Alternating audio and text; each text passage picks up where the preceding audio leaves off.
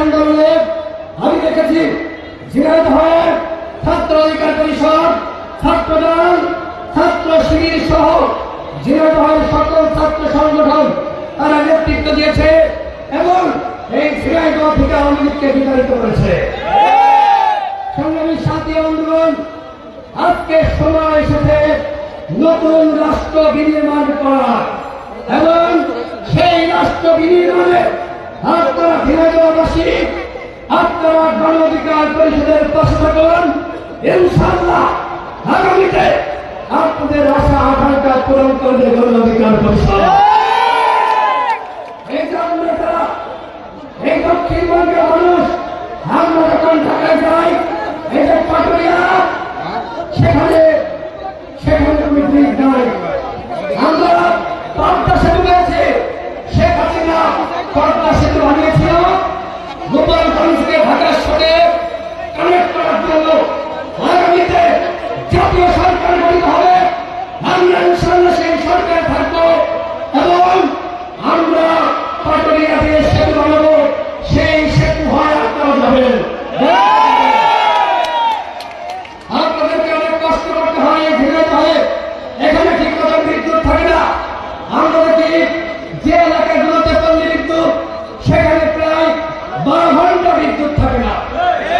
ইনশাআল্লাহ এমন রাষ্ট্র নির্মাণ করতে হবে যেখানে ঘরে ঘরে আলো থাকবে, অন্ধকার থাকবে না। আমরা দেখেছি এই ঝিনাইদহের মানুষকে বিভিন্ন ভাবে প্রলোভন দেখানো হয়, 1000 টাকা দেওয়া হয়, ত্রাণ দেওয়া হয় এবং বলা হয় আমাদের পাশে থাকুন, আমরা আপনাদের সেবা করছি। মূলত আপনাদের এই সেবার ভিডিও ফুটেজ দেখিয়ে তারা বিদেশ থেকে, সরকার থেকে হাজার হাজার কোটি টাকা লুটপাট করছে। এই এলাকায় সাইদুল করিম মিন্টু আমরা দেখেছি কিভাবে সন্ত্রাসী এবং ক্যাডারভিত্তিক রাজনীতি ঘিরে প্রতিষ্ঠা করছিল। আজকে তার অবস্থান কোথায়? 18 সালে যখন আমি কোন সংস্কার আন্দোলন নেতৃত্ব দিয়েছি, এই সাইদুল করিম মিন্টু, রানা হামিদ তারা আমার বাড়িতে গিয়ে হামলা চালায়। আমার বাবা মঞ্চে বসে আছে, তাকে সেখান থেকে তুলে এনে এই ঝিনাইদহ সদর থানায় গ্রেপ্তার দেখায়। আমি 18 সালে গ্রেপ্তার হয়েছিলাম, 15 দিন রিমান্ডে ছিলাম, নির্যাতনের শিকার হয়েছি, তবুও মাথা নত করি না।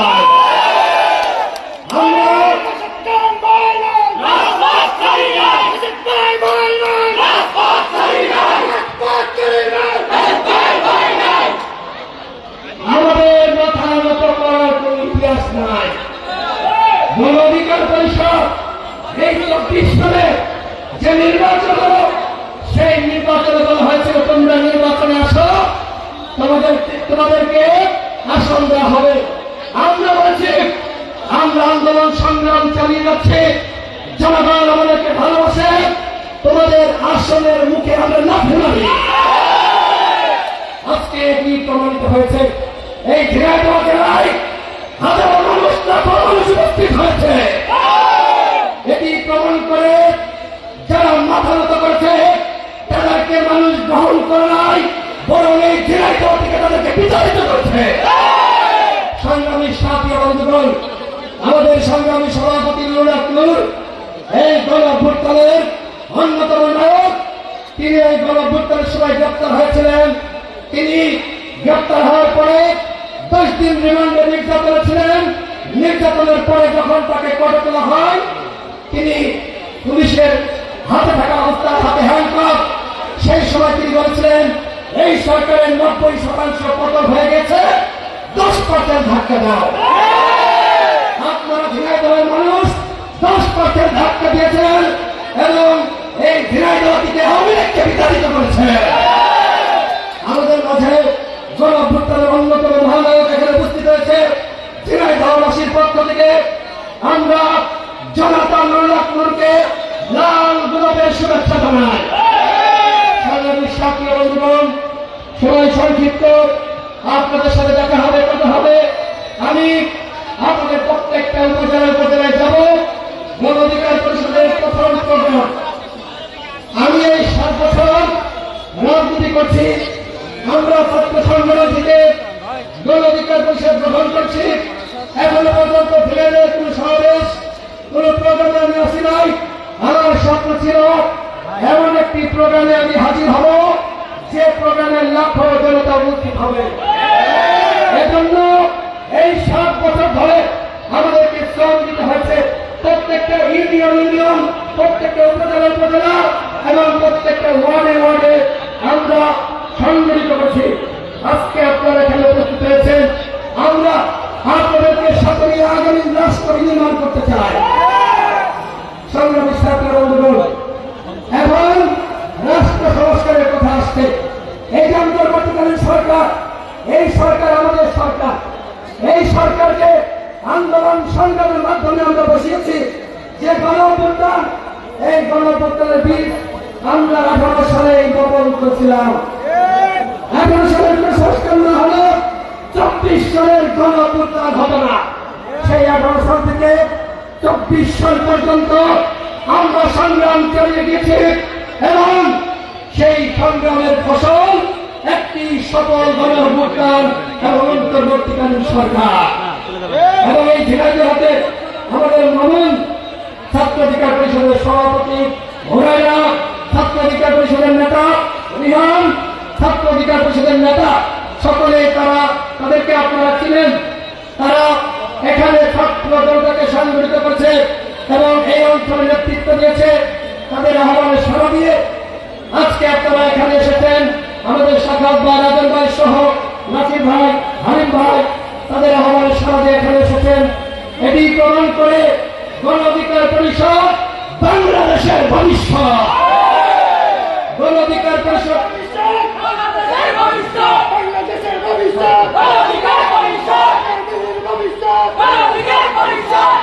আমার পরে আমাদের সভাপতি বক্তব্য রাখবে। আমি বক্তব্য শেষ করার আগে বলতে চাই, আগামীতে নির্বাচন হবে। সেই নির্বাচনে ঝিনাইদহ থেকে অনেকে এমপি ইলেকশন করবে। আপনাদের প্রতি আহ্বান রাখবো, টাকার কাছে বিক্রি হবেন না। যারা সত্য ন্যায়ের পথে ছিল, যারা গণতন্ত্রের পক্ষে ছিল, যারা সংগ্রাম করছে, যারা রক্ত দিয়েছে, যাদেরকে সারা দেশের মানুষ চিনে, যারা ভালোবাসে, যারা অভ্যন্তরে ভূমিকা রেখেছে, তাদেরকে আপনারা ঝিনাইদহ থেকে এমপি মন্ত্রী বানাবেন।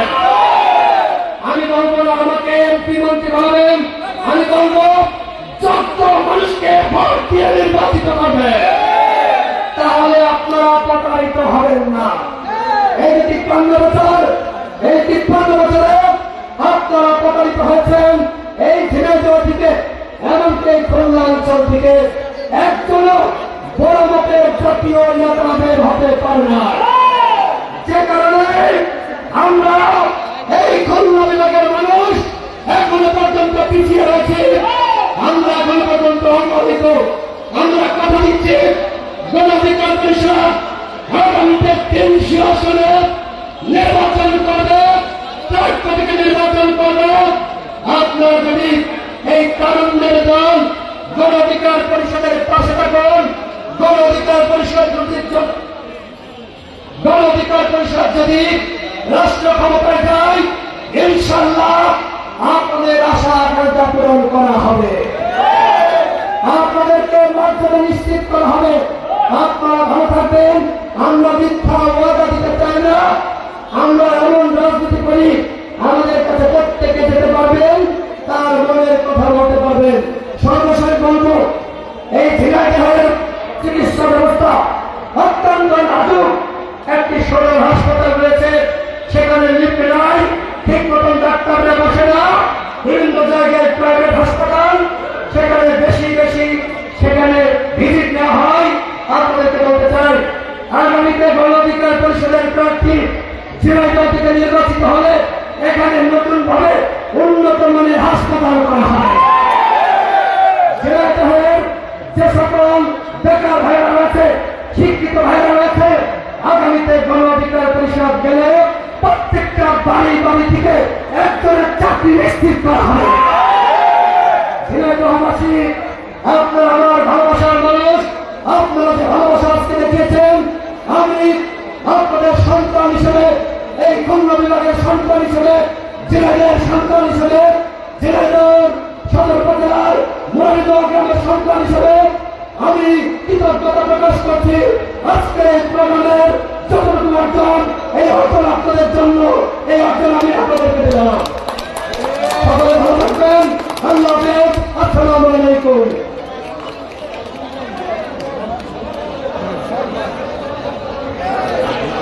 সংগ্রামী বন্ধুগণ, এই পর্যায়ে বক্তব্য রাখার জন্য অনুরোধ করছি সভাপতির বক্তব্য জনাব শাখা